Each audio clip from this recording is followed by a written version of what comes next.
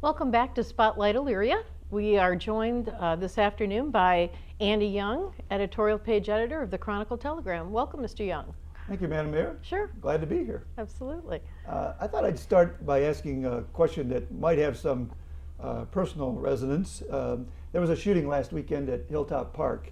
Probably caught your attention because you live fairly close to Hilltop Park. A little bit scary, but as far as we can tell at the Chronicle from looking at police data, there's not a crime wave in Elyria. But crime is always important to any mayor. And you've talked about holding what you've called a safety summit this summer to talk about not just police issues, but also fire issues. Right. Can you tell us where your plans are for that and when it might take place and what the agenda will be, that sort of thing? Sure. Well, actually, we are going to be having a safety summit. It won't be this summer. It'll be a little bit later this year.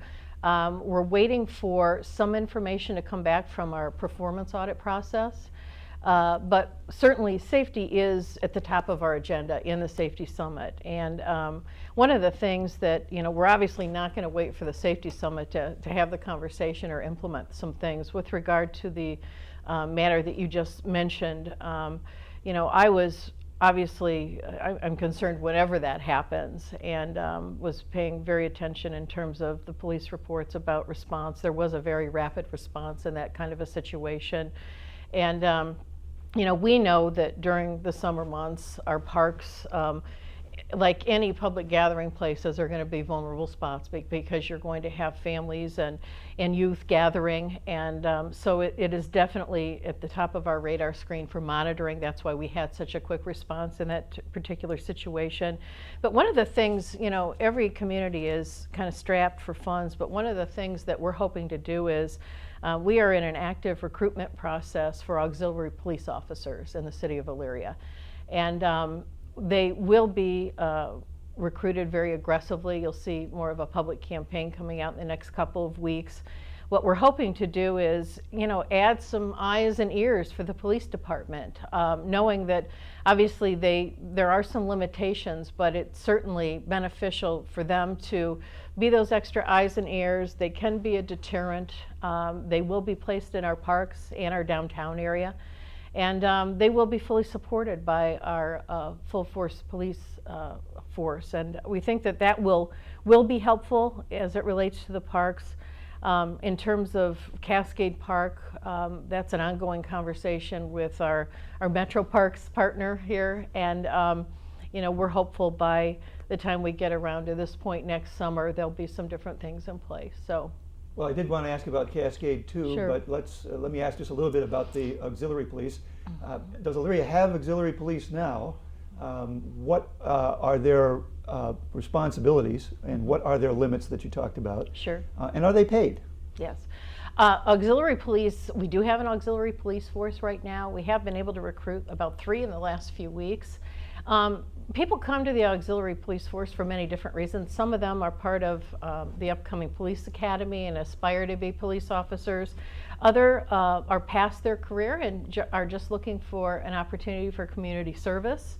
So we'll be posting all the criteria for our auxiliary police as part of this campaign on Channel 12. And actually it's a topic that we hope to spend our press conference time next Wednesday with our police department representative and Lisa Roberson. Okay. You mentioned Cascade. You mentioned the Metro Parks. At the tail end of the last administration, there was a great discussion about whether the Metro Parks should take care of Cascade Park, since it seemed to be beyond the city's means. Where does that stand? We seem to be close to making a deal, or not Sure. close to making a deal, but moving in that direction quickly. Sure. That seems to have taken a back seat now. Is that correct? I wouldn't say that it's taken a back seat at all. We are, there was a need to do due diligence as part of that process. There was I think a sense of, I can't speak for former Mayor Grace, but my sense was at the end of his administration, it was one of those undone things. And so there wasn't due diligence done prior to the announcement. So when we got into the conversation, there were some things going on in the community. I know the director for the Metro Parks was in the process of retiring. His appointment was made, but Mr. Zimnick and I, and actually Mr. Martin as well, have met a number of times. And we are currently working through the due diligence process. The Metro Parks were concerned that there were some infrastructure issues within the park that they preferred to be addressed by the city, that could have been potential barriers for further negotiations that had to be addressed first before we could move forward. So that was something that I needed to address before we could have further conversations. In addition, we're obviously trying to bring different interested parties along in the conversation. So as you know, there have been some infrastructure issues. We have a sewer collapse on the platform near the police station that has caused a closing of that area. We have some bridge problems near the East Falls. There's been some erosion issues. And I am happy to say that we have, in the last few months, been able to work through the majority of the major issues that have been obstacles. And that was one thing that we needed to demonstrate as we move these conversations forward. So we were able to get a $300,000 grant to help remedy some of the erosion problems. Was that in the 19 acres? Yes, yes. Okay. And we have been able to budget for a remedy for the sewer concerns and the bridge. So we have one more hurdle to go in terms of infrastructure issues, and we're trying to figure out how to address that right now. But I would say that the conversations overall are moving forward in a positive way. We actually spent a lot of time a few weeks ago comparing the master plan that was introduced.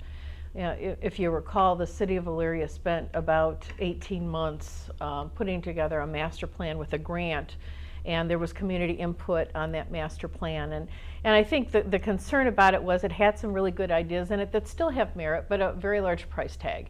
And there was some concern that the implementation of that was unrealistic. So we went back and put together a committee of experts within the city along with the Metro Parks and did a comparison of that, and came back with what we think will work in that master plan and what we think can be carried over. The next step is actually, we're coming back, the ball was kind of put back in the city's court. We're going to be putting forth a couple of different proposals based on those original conversations to our Parks and Recreation Board yet this month. And then that conversation will move on to our City Council committee. And then there will be an opportunity for public input as well. These are proposals for the kind of development the park should have? The kind of agreement that the parks should have. Right. And as part of that agreement is embedded an understanding of what their role will be in terms of the master planning process. So, you know, overall my guess will be that there will be a role for the Metro Parks. That's not solely my decision, obviously. I am in favor of them playing a role because I think they can be helpful in assisting the city. I think our agreement will look differently than some of the other communities that they've engaged in, because I think the city of Elyria wants to maintain some ownership in the park. It's a treasure. We know it's our crown jewel. Despite our financial issues, we've got a very interested and engaged Parks and Recreation Department that really wants to maintain and even build programming down in the park. So that's a little bit different than some of the other situations in the county. But overall, I would say that the conversation is going very well, and before the end of the year, we'll be in a place to make an announcement. Let me follow up by noting that the model that was discussed for Cascade was Lakeview Park in Lorraine. Mm-hmm. Lorraine leased Lakeview Park on a long-term lease to the Metro Parks to operate it. Right. Is that no longer under consideration for Elyria, a long-term lease of the park, which wouldn't change the ownership, but would give operating authority to the Metro Parks? That's one of the options that we've been talking about. There are pros and cons to leases versus other types of affiliation contracts. And I think that's one of the things that we're going to be talking to our Parks and Recreation Board about. It's right now in Mr. Sarazen's office right now. He and I have been working through some different options to present to the Parks Board, and that's but it's going to be part of the conversation. Okay. So the Parks Board will have the first shot at approving what kind of relationship you would have, the city would have with the metro parks. They will have a say in it, absolutely, Okay. All yes. right. I wanted to touch a little bit on the human relations or human resources functions in the city. One of your goals in this administration is to improve the human resources functions of the city government, which, as I understand it, were spread out among many departments, and Right. you'd like to concentrate them in one place so that it's clear who has the responsibility for dealing with those issues citywide, as opposed to having it parceled out among the departments. Is that an accurate? In part, yes. Okay. Certainly the HR function is something I think fundamental to the success of the organization, and it's something that obviously I've been focusing on. When I was campaigning and was talking to supervisors within the city and other employees, one of the things they really stressed was they felt they needed some additional support. Our supervisors and senior staff were spending a lot of time addressing issues that were HR in nature, that obviously everybody's job is HR in nature, but it was taking them off the task of their areas of job descriptions. So one of the things we wanted to do was to provide more central support. There were it's not that there weren't HR functions happening in the city, but they were actually spread out over 5 different departments. And there were some things that were kind of falling through the cracks. We know we need to update job descriptions, for example. We know we need to make sure that job classifications are looked at fairly so that people with like jobs are getting paid equivalent amounts of money. There has not been a formal evaluation system in place in the city for a number of years for a number of different reasons. And things like benefits coordination and FMLA were not centralized, so that there wasn't a consistent approach to it. And probably most importantly, sometimes supervisors need advice, and if you don't have current job descriptions or an evaluation process in place, you can't reward good employees, and you don't have a way to address challenges that sometimes employees present. And you can go down the path of making an uninformed decision, because that may not be your area of expertise. So there is a real financial benefit as well as a risk management benefit to the city having what I would call an HR expert. When I came into office, I tried to sell city council on it in creating a department so that I wouldn't have to, quote, spend one of my assistant safety service director positions on that. There was some resistance to doing that, and so as mayor, I think it's so important, and the reason I chose to spend one of my assistant safety service director positions on it was the only way I could put the function in place in the city. And initially was very fortunate to be able to recruit a person who had some unique characteristics and experience. Elaine Siegfried was the HR and risk management person. She also handled purchasing functions for the city of Parma, and had some real expertise in that area. She's also a former labor relations attorney. And one of the things I saw in her was maybe the ability to save some money, because not only could she provide the HR expertise, but it was a way to provide the city some added labor relations and legal counsel that would be kind of value added. So Elaine did agree to come on with us.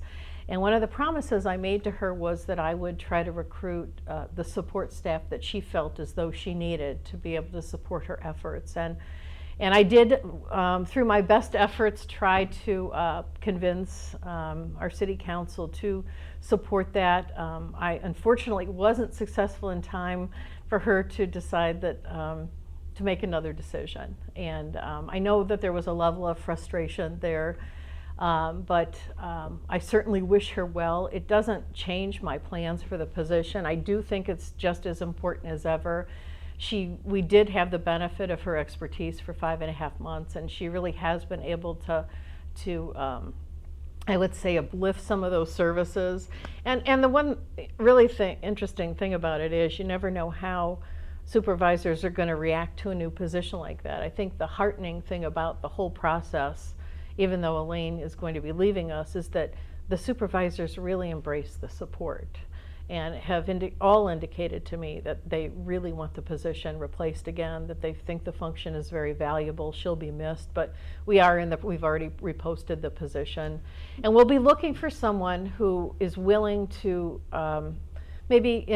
she was kind of at the end of her career and maybe didn't necessarily want the challenges of waiting for a support staff and had the opportunity to step into a position that already had it. In our case, we need someone with patience and perseverance that is willing to work with limited resources. And so I'm looking for someone with a high level of expertise who's willing to work with me to help make this happen. I take it that person will not have the support staff that you hoped to have for Elaine's. Well, right now it doesn't look like it. Okay. City Council has said that they will not support a human resource specialist, which we think is important to that role. So the person who comes on, at least right now, is going to be looking at a more limited resources to implement. But in my opinion, the function is so important that moving forward at some level is better than not moving forward at any level. Okay. So that's what we're looking for. We could wrap up here, or I could ask you a question about charter schools. Feel free. Well, it's intrigued me that there's been so much news of late about charter schools, both here in Elyria and in Lorain, Cleveland. In Lorain, Cleveland, the mayors are struggling with what's the appropriate role for a mayor in a city that is dealing with a transition from traditional public schools to traditional public schools plus charter schools. Mm-hmm. And of course, the mayor of Cleveland has gotten some help from the legislature in dealing with that. And I think you're in a unique position to talk about this because, of course, you served 12 years on the school board, where your responsibility was the best interests of the students in traditional public schools. Mm-hmm. Now you're the mayor, whose responsibility is for all students, whether they're in traditional public schools or charter schools. Right. Or parochial schools. Or parochial schools. Or other private schools. Or other private schools, absolutely. What is your take on the effect of charter schools on the Elyria public schools, and what is the proper role of the mayor in dealing with that?